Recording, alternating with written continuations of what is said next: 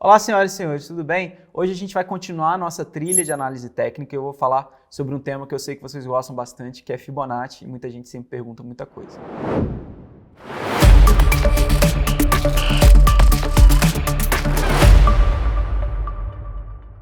A primeira coisa que eu trouxe para vocês, né, o mistério do Φ. O que é esse número 1,618 ou o Φ com P minúsculo ali, 0,618? Quem traz esse termo é a autora Constance Brown. E eu trouxe para vocês até uma frase que ela usa, que é: a razão áurea é uma lei universal que explica como tudo que possui ciclos de expansão e contração evolui. É uma proporção bem antiga, um número bem antigo. E aí eu trouxe para vocês Euclides, Luca Pacioli, o Leonardo da Vinci criou o termo razão áurea. Mas enfim, essa história é bem legal, mas não é o objetivo desse vídeo. Então depois a gente pode até fazer um conteúdo sobre isso. Mas basicamente o número 1,618 é um número que é amplamente encontrado na natureza e ele também está no mercado financeiro. Então vamos lá, Fibonacci. O que é a sequência de Fibonacci? A sequência de Fibonacci ela foi popularizada, melhor dizendo, pelo Leonardo de Pisa, e ela é uma série que ela começa com 0 e 1 e vai até o infinito. Os números de Fibonacci são simplesmente uma sequência em que o último número é adicionado ao número anterior para chegar ao próximo número. Então, por exemplo, a sequência ela começa com 0 e 1, depois você coloca o 2, e aí 2 mais 1 igual a 3, 3 mais 2 igual a 5, 5 mais 3 igual a 8, 8 mais 5 igual a 13. Então a sequência ela vai se construindo sempre você somando o número com o número anterior para chegar no próximo. Mas aí você se pergunta, mas o que isso tem a ver com o mercado? Calma que a gente vai chegar lá. A gente fala que a sequência de Fibonacci ela é aditiva, ou seja, cada número é a soma dos dois anteriores, e ela ao mesmo tempo é multiplicativa, porque cada número é aproximadamente a multiplicação do anterior pela razão áurea, aquele número do 1,618 que a gente comentou anteriormente. E aí você pode usar, igual eu comentei com vocês, na natureza a gente tem vários exemplos de Fibonacci, no girassol, a gente tem o Nautilus, tem aquela espiral de Fibonacci. Você consegue encontrar esse número várias vezes na natureza, mas igual eu comentei, não é o objetivo por enquanto desse vídeo. Eu vou explicar como que a gente usa isso no mercado financeiro. Eu trouxe para vocês um quadro das razões de Fibonacci. Igual eu falei, no mercado financeiro a gente não usa a sequência de Fibonacci em si. A gente usa quais são as razões que são derivadas desses números. E aí eu trouxe a série de números de Fibonacci, e você consegue ver então os números ali de cima estão no numerador e os números em pé são os números no denominador. Vamos pegar um exemplo aqui. Se você divide 21 por 34, né, ou seja, se você divide 21 pelo próximo número da sequência, você tem o 0,618, que é o Φ. E você consegue achar várias relações que existem matemáticas entre esses números da sequência, simplesmente multiplicando e dividindo esses números. Então, por exemplo, o 13 dividido por 34, ele é o número 0,38.2, que seria o 38,2% e 61,8%. A gente trouxe algumas outras relações também, então, por exemplo, se você multiplica 0,382, né, se você pega uma dessas razões e multiplica pelo Φ, você acha 0,236. Se você pega 1,618 e multiplica por 1,618, que basicamente ele é o quadrado, dá 2,618. Enfim, você tem todos esses números que são encontrados a partir de manipulações algébricas ali da sequência de Fibonacci. Mas vamos lá, então por que a gente usa isso no mercado financeiro?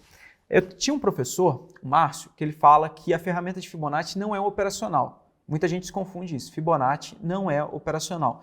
Fibonacci é basicamente uma régua que você usa no mercado para poder medir as proporções de movimento. Lembra que a gente fala que o mercado ele se move em expansão e contração? A ferramenta de Fibonacci serve para justamente você fazer as medições desses movimentos, dos ciclos de expansão e dos ciclos de contração, baseado nas proporções que são encontradas nas razões daquela sequência que eu comentei com vocês. Então, por exemplo, na sala a gente usa as proporções do 23,6%, 38,2%, 61,8%, 76,4%. Então, igual eu falei aqui, nós sabemos que o mercado se move em expansão e contração, logo é possível identificar regiões de suporte e resistência nas razões de Fibonacci. Para você usar o Fibonacci, sempre tem que ter um porquê. Então, a gente determina do porquê que você quer usar, qual que é o propósito de você usar a ferramenta de Fibonacci. E existem 3 formas ou 3 propósitos para você usar essa ferramenta. A primeira forma é a retração. Então, para a retração, eu trouxe um exemplo aqui para vocês. Vocês precisam ter uma tendência bem definida. Então, a gente consegue ver no exemplo que é uma tendência de alta. Você tem que ter um movimento de impulsão prévio. Então, igual eu comentei, você tem uma tendência, você vê que o preço está numa tendência de alta. Você enxergou um determinado movimento de impulsão, Mais uma vez, então se o mercado se move a ciclos, você espera que tenha um movimento de correção, um movimento de contração.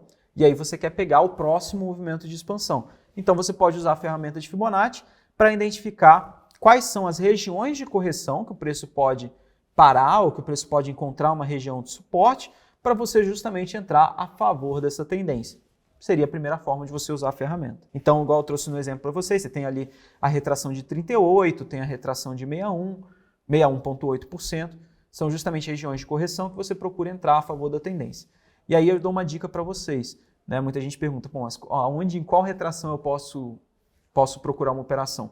Depende da força da tendência. Se a tendência estiver muito forte, você espera correções mais rasas, então, por exemplo, 23,6% ou 38,2%. Se a tendência está um pouco mais enfraquecida, então os movimentos de correção são mais amplos, você tem o 61,8% e o 7,5,4%. Ou seja, você tem um movimento de impulsão, você espera ele corrigir 76% desse movimento para você, se der outra configuração, né, se der uma configuração com seus outros indicadores, para você entrar a favor do movimento. A segunda forma de você usar o Fibonacci são as expansões. Então, você tem uma tendência também bem definida, igual nas retrações, mas o seu objetivo aqui é diferente. Tá?